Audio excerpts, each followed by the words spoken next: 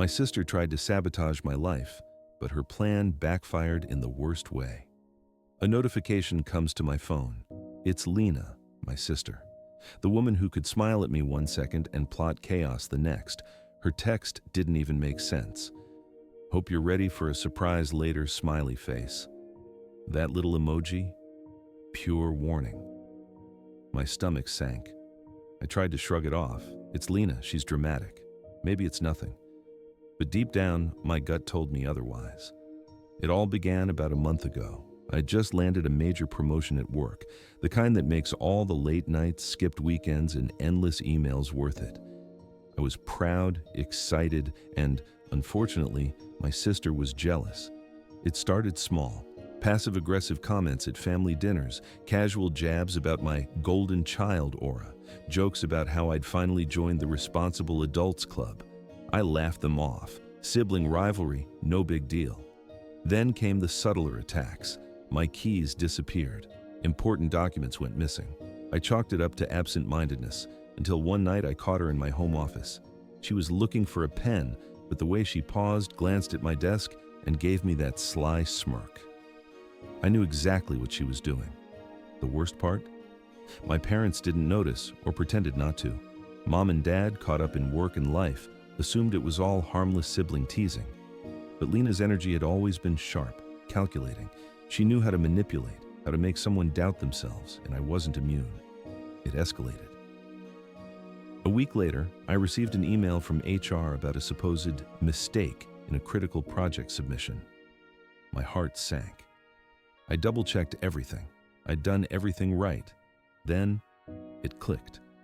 Lena had access to my files under the guise of helping me organize, and she'd subtly altered things to make me look careless. I felt a tight knot in my chest.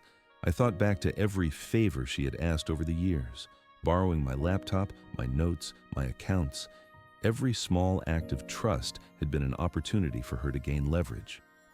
Suddenly, what seemed like innocent sibling interactions became a trail of manipulation. I knew confrontation would be risky. Lena is clever, manipulative, and persuasive. She could twist the situation, make me look like the villain, or worse, enlist my parents against me. I needed strategy, so I began documenting everything. Screenshots, emails, timelines of missing items, odd behaviors, all cataloged meticulously. I set subtle traps, files that only she could access, documents with specific phrases that would later show intentional tampering. I observed carefully. The hesitant glances, the micro-expressions, the smug smirks, every detail was a clue. At the same time, I had to act normal. Family dinners, casual conversations, shared errands, I played the oblivious brother perfectly. Lena thrived in that ignorance. She believed she had me cornered. The breaking point came when she tried to steal credit for a major presentation at work. I had spent nights meticulously crafting every detail, double-checking data, preparing for questions. Then, out of nowhere, she submitted parts of it under her name to help out. My manager noticed naturally, and I was questioned. My chest tightened, but I stayed calm. Actually, that was my work, I said quietly, pulling up drafts, emails, and my timeline. The color drained from her face. The confident, untouchable Lena had vanished. She froze, realizing the plan had failed. I couldn't help but flash back to simpler times, the moments we had laughed as kids, the time she hid my bike under the neighbor's porch as a prank, or when she blamed me for stealing cookies we had both eaten. Those were harmless, fun memories. Now, those same tendencies had mutated into something darker: strategic sabotage. I remembered one winter night during high school when she convinced me to sneak out to meet some friends in the snow. I followed, trusting her, and ended up stuck on the icy sidewalk while she slipped away. She'd laughed hysterically when I finally got home, claiming it was all a joke. At the time, it was funny, even exhilarating. But now I see it as a pattern. Lena has always enjoyed control, always enjoyed having an upper hand. The final confrontation was subtle, but deliberate. I arranged a family game night, casual, nothing fancy. I told my story, leaving out direct accusations but dropping enough hints that anyone paying attention could see the truth. The tension was palpable. Lena tried to mask her reactions, but the forced smiles, the shaky laughter, the brief stares, they all betrayed her guilt. My parents finally started noticing, and my friends, who had been in on parts of the situation, picked up the awkward energy immediately. I took a deep breath and decided it was time for the private confrontation. I pulled her aside. "Lena, we need to talk," she forced a smile. "About what?" "About all of it. The emails, the misdirections, the little sabotages." "I know what you've been doing," I said, calm but firm. Her eyes widened. I don't know what you mean." "Don't lie," I said. "I have proof. I've been keeping track. This stops now." For the first time in weeks, I saw fear in her eyes. The cocky, untouchable sister I knew had vanished. I didn't think you'd notice," she whispered. "That's the problem," I said. "You assumed I wouldn't notice. Respect is earned, Lena. You crossed the line." The aftermath was quiet but satisfying.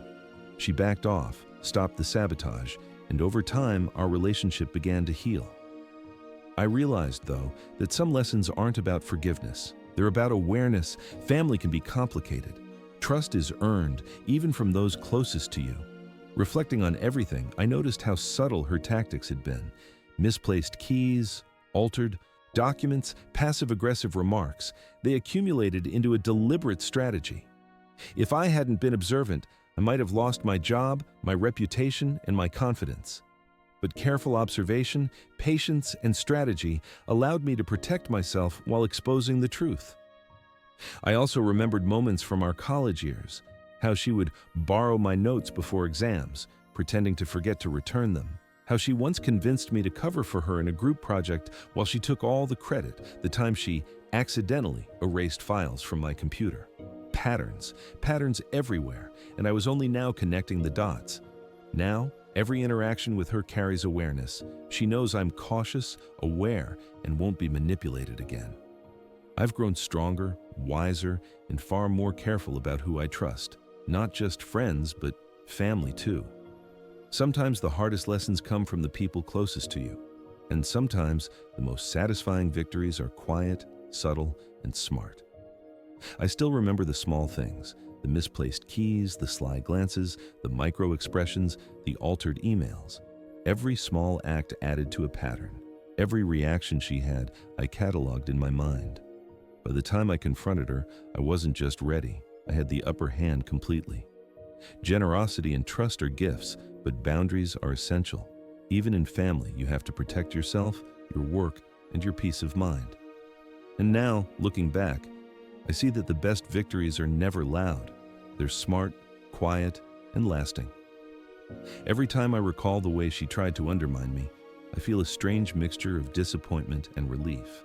Disappointment because someone so close could try to hurt me. Relief because I survived it, grew from it, and turned the situation into a life lesson I'll carry forever. The thing about betrayal, I've learned, is that it's rarely obvious at first. It's the tiny, repeated patterns, the little nudges that accumulate into a full-scale strategy. And the people closest to you are often the ones who can wield it most effectively.